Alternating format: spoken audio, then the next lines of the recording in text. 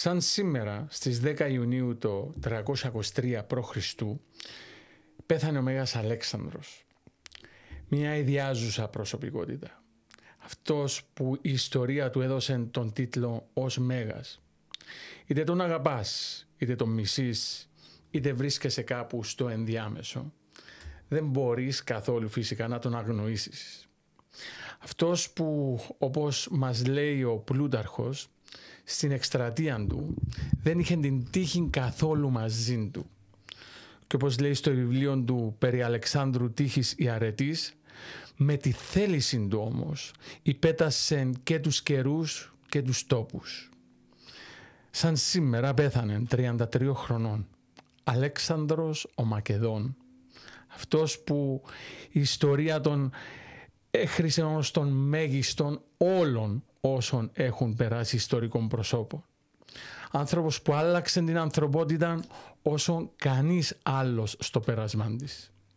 Άνθρωπος με μεγάλα ελαττώματα αλλά και με τεράστια χαρίσματα. Έχω πάρα πολλά να πω αρνητικά για αυτόν, αλλά όποτε πάω να το πράξω μου έρχεται στο νου το εδάφιο αυτό στο τέλος του βιβλίου του Αρριανού Φλάβιου περί Αλεξάνδρου τύχης η αρετής, που έχει ως εξής: όποιος κατακρίνει τον Αλέξανδρο, ας μην τον κατηγορεί αναφέροντας μόνο όσα είναι άξια κατηγορίας, αλλά αφού συγκεφαλαιώσει σε ένα όλες μαζί τις πράξεις του Αλέξανδρου, έτσι τότε ας αναλογιστεί πόσο ασήμαντος είναι αυτός που κατηγορεί και σε ποια ταπεινή θέση βρίσκεται, ενώ αντίθετα πόσο σπουδαίος υπήρξε εκείνος και σε ποιο σημείο της ανθρώπινης επιτυχίας ανέβηκε, αφού χωρίς καμιά αμφισβήτηση έγινε βασιλιάς και στις δύο υπήρους και ότι γέμισε όλο τον κόσμο με το όνομά του, ενώ αυτός που τον κατακρίνει είναι πολύ ταπεινός και ασχολείται με ταπεινά πράγματα, χωρίς όμως και αυτά να μπορεί να τα καταφέρνει. Όπως εγώ τουλάχιστον νομίζω στην εποχή του Αλέξανδρου ούτε ένα έθνος ανθρώπων, ούτε μια πόλη, ούτε ένας άνθρωπος υπήρχε που σε αυτόν δεν είχε φτάσει η φήμη για τον Αλέξανδρο. Λοιπόν, ούτε σε μένα φαίνεται ότι γεννήθηκε χωρίς θεία βούληση αυτός ο άνδρας που δεν ήταν όμοιος με κανέναν άλλον άνθρωπο. Και μάλιστα και χρησμοί λένε ότι φανέρωσαν το θάνατο του Αλέξανδρου και διάφορες οπτασίες και όνειρα που φάνηκαν σε διάφορους και η μέχρι σήμερα τιμή αυτού και μνήμη εκ μέρους των ανθρώπων που ήταν υπεράνθρωποι και τώρα ακόμη ύστερα από τόσον καιρό και άλλοι χρησμοί που επινοήθηκαν για τιμή του από το έθνος των Μακεδόνων. Αφού και εγώ ο ίδιος κατηγόρησα στο σύγγραμμά μου μερικές από τις πράξεις του Αλέξανδρου, αλλά δεν τρέπομαι καθόλου να θαυμάζω τον ίδιο τον Αλέξανδρο. Τις πράξεις του εκείνες κατέκρινα και εξαιτίας της δικής μου αγάπης προς την αλήθεια και συνάμα για ωφέλεια των ανθρώπων.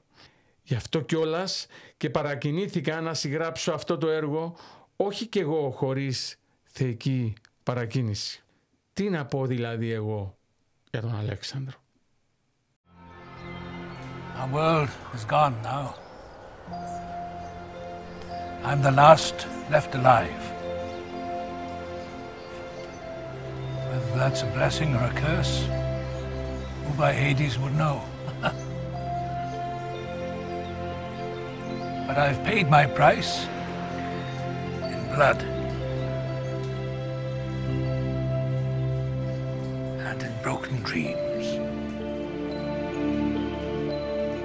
I am the keeper of his body, embalmed here in the Egyptian ways.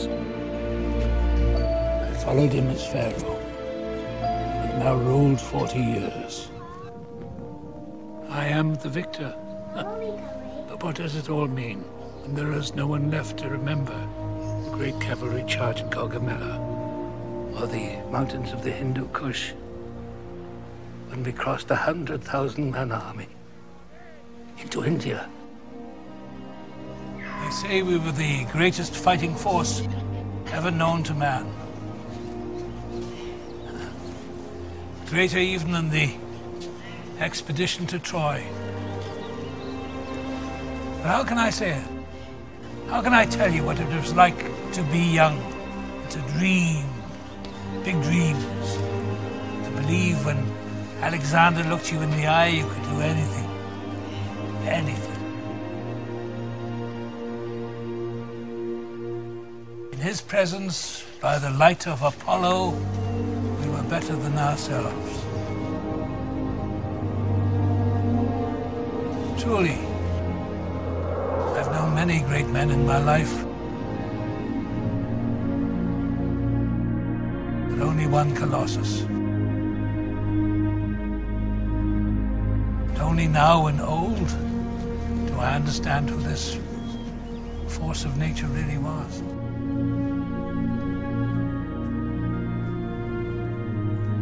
Or do I? Did such a man as Alexander exist? Of course not. We idolize him, make him better than he was. Men. All men reach and fall. Reach and fall. 18 great Alexanders he built across this world. It was an empire not of land and gold, but of the mind. The Hellenic civilization. Open. Tall. He was a god, Cadmus. Or as close as anything I've ever known. Tyrant, they yell so easily. I laugh. No tyrant ever gave back so much. Now what do they know of the world, these schoolboys?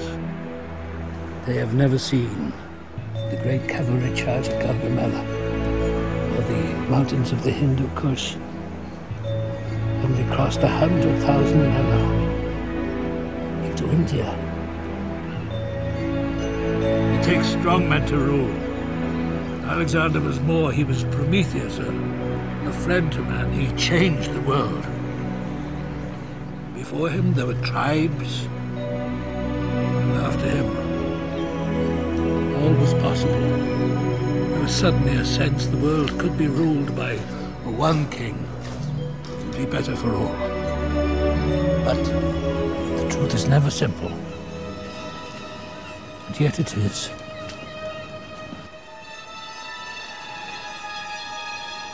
We did kill him. By silence we consented. Because we couldn't go on. After all this time to give away our wealth to Asian sycophants we despised, mixing the races, harmony. Ah! Oh, he talked of these things. But wasn't it really about Alexander and another population ready to obey him? I never believed in his dream. None of us did. That's the truth of his life. The dreamers exhaust us. We must die before they kill us with their blasted dreams. Oh, he could have stayed home in Macedonia, married, raised a family. He'd have died a celebrated man. But this was not Alexander. All his life, he fought to free himself from fear. And by this, and this alone, he was made free. The freest man I've ever known. His tragedy was one of increasing loneliness and impatience with those who could not understand. And if his desire to reconcile Greek and barbarian ended in failure, what failure? His failure towered over other men's successes.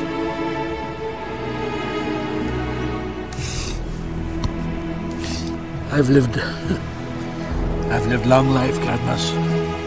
The glory and the memory of man will always belong to the ones who followed their great visions. And the greatest of these is the one we now call Μέγας Αλέξανδρος, the greatest Alexander of them